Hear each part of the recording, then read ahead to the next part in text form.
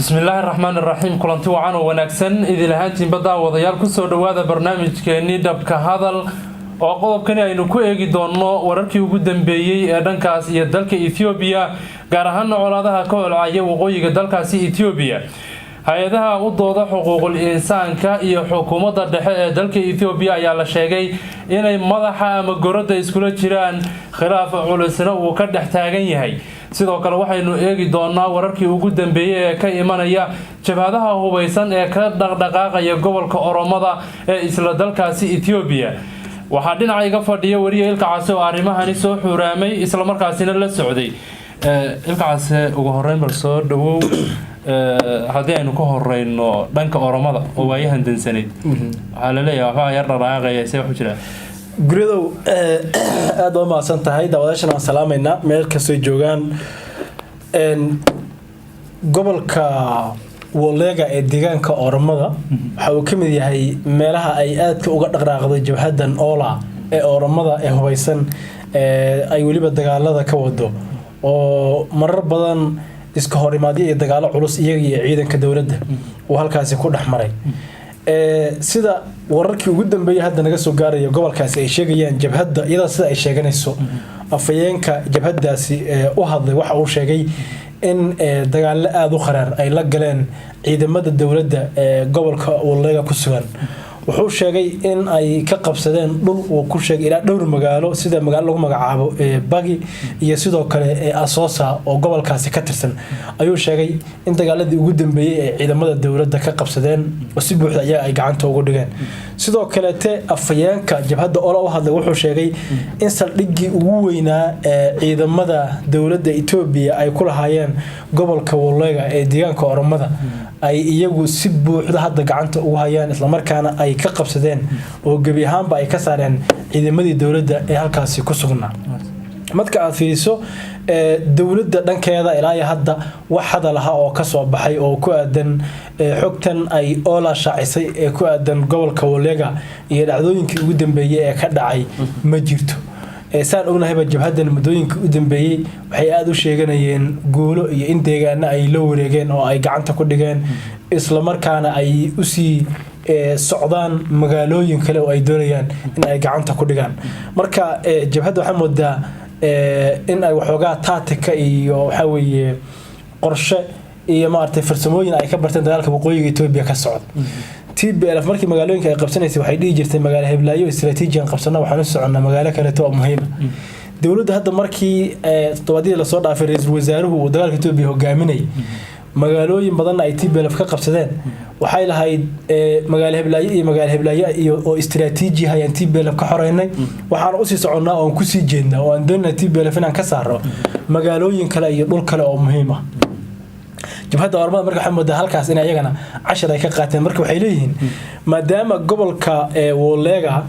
saldhiggii ciidanka ugu weynaa aan gacanta ku dhignay isla markaana sidoo kale aan qabsanay magaalooyinka Bagi iyo Asosa waxaan hadda u jihaysanay oo aan ku sii jeednaa oo aan u sii soconaa magaalooyin kale oo aan doonaynaa in aan qabsano dawladda Ethiopia ma aysan ka hadlin waxaana moodaa dawladda inta badan marka la fiiriyo culayska xagga TPLF iyo Ola marka la fiiriyo in kan TPLF aad uga baaxad weyn oo aysan inta badan ka hadlin culaysna saarin jabhadan Ola iyo maartay hawlgalada iyo iyaga guulaha ay sheeganayaan taa beddelkeeda dawladda inta badan ay ka hadasho oo dagaalo ay kula jirto oo maartay ay iska celinayso kooxdan TPLF oo iyagu koox ka xoog badan Ola tay ahaan markii la fiiriyo ciidan ahaan markii la fiiriyo awood ahaan markii la fiiriyo aad uga sareeya iyo dawladda dagaal kula jirta oo iska ilaalinaysa marka inta badan muhiim uma aragto culays badanna kuma mahayaanba Ola marka Ola iyaga Oromadii baa madax la isu geliyo oo ciidamada militariga ee deegaanka Oromada jooga iyo ciidamada gaarka ah Oromada ayaa waxa weeye Ola iyaga madax loo geliyay oo maadaama waxa weeye dawladdu ay dareemayso inaysan nimankan TPLF culayska ay ku hayso mid lamid ah aysan ku haynin oo ay waxa weeye ka fudud yihiin waxay u deysay hawlgalada xaggaasi ka socda maamulka Oromada in uu la tacaamulo marka dawladdu aad xoog uma saarto waata bal markaad fiiriso ilaha madaxa banaan ee gudaha Ethiopia magaalooyinkan ay sheegeen jabhaduhu inay qabsadeen kuwa kalena ay ku sii socdaan Oromadu ma dagaal bay ku qabsadeen mise waa uu nigu sawir sida iyagu ay sheegeen dagaalo culus bay dhaheen oo ka dhacay gobolkaasi ayaan ku qabsanay saldhiggii ugu weynaa ciidamada isla markaana labada magaalo hadda aan sheegnay aan ku qabsanay bay dhaheen marka waa iyaga sida ay sheegteen ma jirto marka dawladuna kama hadin warbaahin ama ilo kale oo madax bannaan oo ku sugan waxa weeye goobahaas oo xaqiijinaya guulaha ay Ola sheeganeysana ma jiraan marka waa mid ka mid ah sheegashooyinka dhinacyada ku dagaalamaya waqooyiga dalka Itoobiya haday dawladdu noqoto haday TPLF noqoto haday Ola noqoto mid waliba markiisa wuxuu sheegtaa guulo iyo in uu qabsaday laakiin mararka qaar waxa aad u yar in la helo warar iyo xogo madax bannaan oo ku aadan sax ahaanshaha dhinacyadan guulaha ay kala sheeganayaan iyo sida uu wuxuu jiro waata markii ay TPLF sababa ku dhaweyd Ola kolba wada isku soo sawiri jirto waxay lahayd sabab aan galayna aad iyo aad waa laga xajinay hadda ma walaga loo wareeg ilaa hadda iyagu adisoo qarkeeda ay taagan yihiin marka la fiiriyo iyaga sheegashooyinkooda iyo qaabka ay u dhigayaan wararka iyaga ka soo baxaya iyo afhayeenada iyaga u hadla ama maartay jabhadooda dadka u hadla wali iyaga adisoo ay ku siisiqayaan oo waxa weeye ay qarka u saaran yihiin in ay qabsadaan walloogana waa meelaha tan iyo waxa weeye sanadkii hore marka la eego deegaanka Oromada ay iska hormaajadu ay ka dhacayeen jabhadan waliba ay meelaha ugu badan ee xoog ay saartay ayay ka mid tahay marka wallega waa meelaha ay isku hardinayaan iyaga iyo dawladdu muddo dheer dagaalada ay ka dhacayeen laakiin waxa moodaa saameyntooda oo aad u yar Ola iyo tayadooda oo aad u hooseysa in aysan wax horumar ah oo la taaban karo aysan ka sameeynin furimaha hore iyo goobaha ay dagaalada ay kaga jiraan inkastoo iyagu ay sheeganayaan in guula ay gaareen laakiin hadii guula ay gaareen dhul qabsadeen waa la ogaan lahaa sida TPLF oo kale waata bal hadii aynu qodobka inta uga gudubno oo aynu eegno hay'adaha xuquuqul insaanka ee Itoobiya madaxa isku jiraan baa la yidhi aad iyo aad maxaa ka cusub yahay ama santahay deegaanka oo axmaarada iyo deegaanka canfarta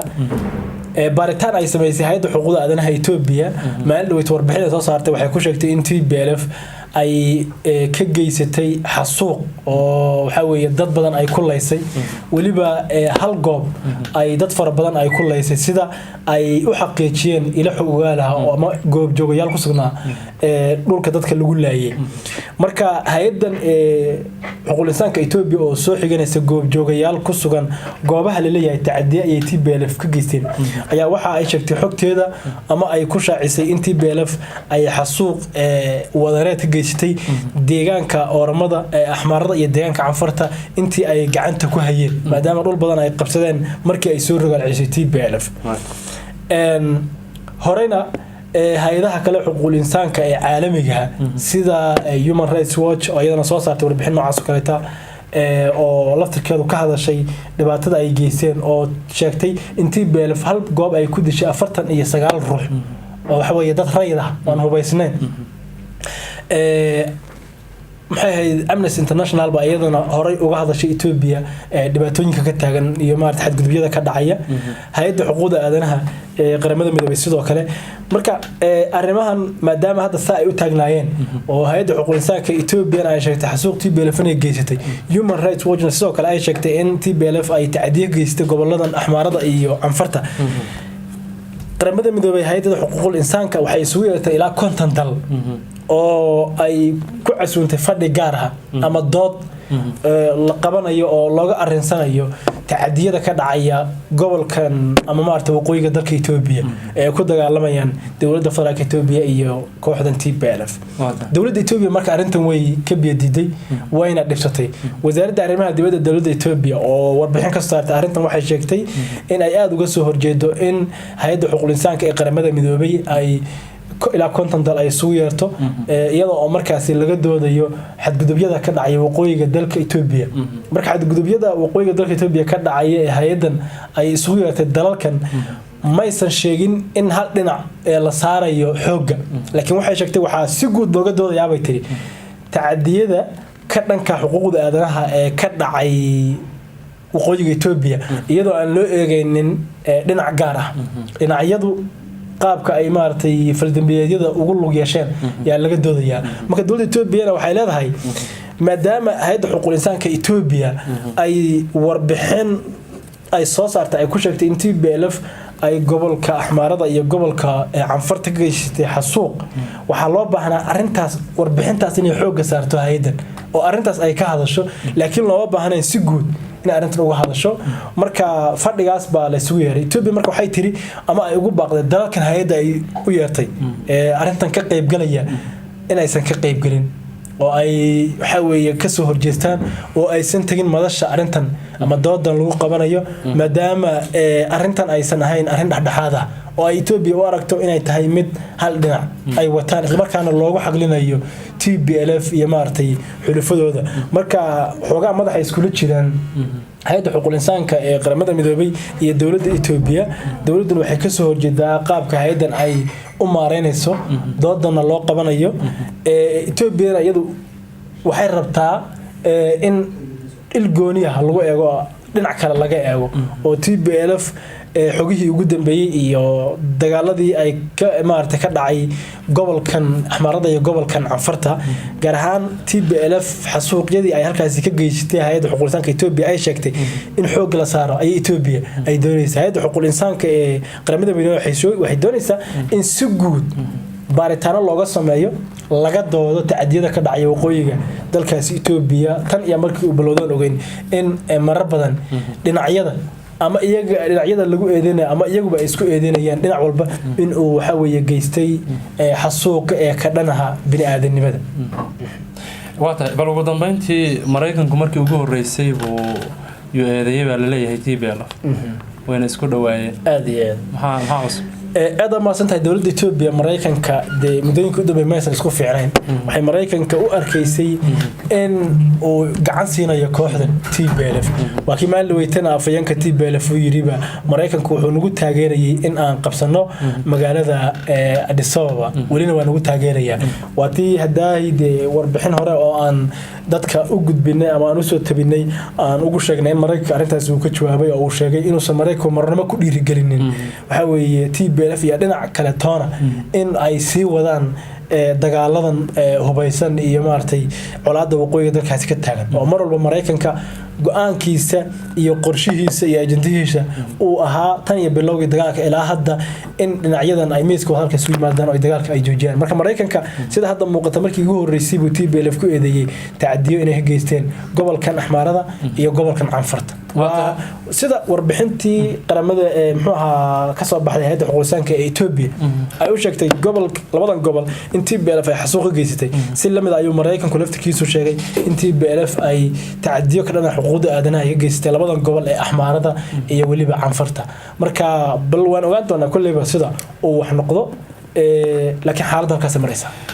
waatahay aad iyo aad baad u mahadsantahay wariye ilka case daawadayaal intaasi ayaan jeclahay inaan ku gabagabayno barnaamijkani iyo xogihii ugu dambeeyay ee dhanka iyo dalka Ethiopia aan idinka hayna inta aynu barnaamijyadeena dambe ku kulmi doono waa bahda dhabka hadal oo idinkaga sii tagaysaa salaamu calaykum waraxmatullaahi tacaala wabarakaatuh